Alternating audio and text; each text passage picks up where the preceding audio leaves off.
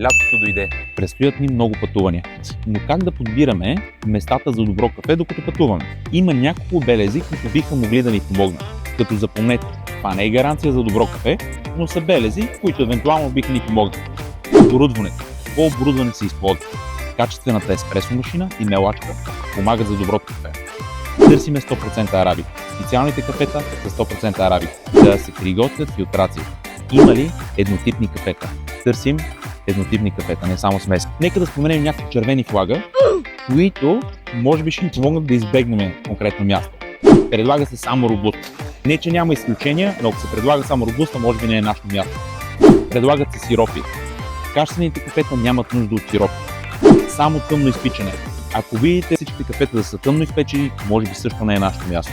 Ако се сещате за още белези, които биха ни помогнали при избора на кафе докато пътуваме, моля споделите в коментарите.